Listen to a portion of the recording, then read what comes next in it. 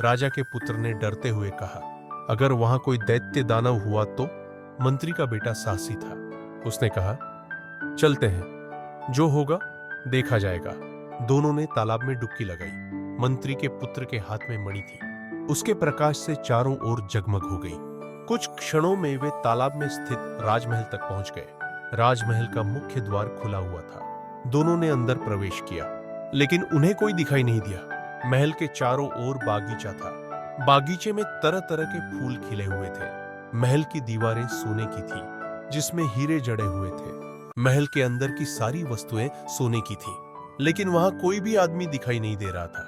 ऐसा लगता था मानो सब उस महल को छोड़कर अन्यत्र चले गए हैं। घूमते घूमते वे एक कमरे में पहुंचे।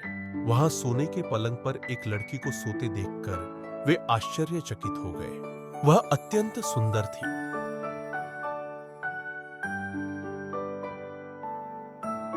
दूध के समान सफेद रंग था उसका। उसकी उम्र लगभग 16 वर्ष होगी। दोनों उसे आश्चर्यचकित होकर देख रहे थे। कुछ देर बाद लड़की की नींद खुली। उसने आंखें मलते हुए उन्हें देखा और घबराकर बोली, हाय सर्वनाश, तुम लोग यहाँ कैसे आ गए?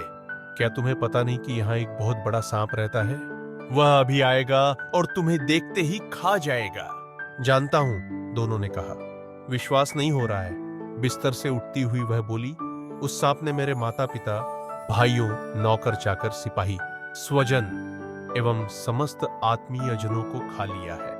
केवल मुझे छोड़ दिया है। तुम लोग तुरंत भाग जाओ, वरना वह तुम्हें भी खा जाएगा। मंत्री के पुत्र ने कहा, अब सांप नहीं आएगा क्योंकि वह मर चुका है। यह सुनकर लड़की बहुत खुश हुई। सांप से उसे बचाने के लिए वह उन्हें बार बार धन्यवाद देने लगी। फिर साग्रह बोली, तुम लोगों ने मुझे सांप से बचाया है। कृपया इस महल में मुझे अकेली छोड़कर मत चले जाना। दोनों ने उसे आश्वासन दिया। दोनों वहीं रहने लगे। लड़की देखने में जितनी सुंदर थी, स्वभाव में उतनी ही अच्छी थी।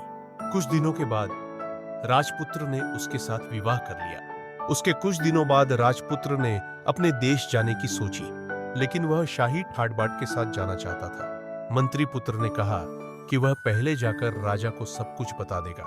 फिर हाथी घोड़े प्रजा के साथ आएगा और दोनों को राजसी ठाट के साथ ले जाएगा।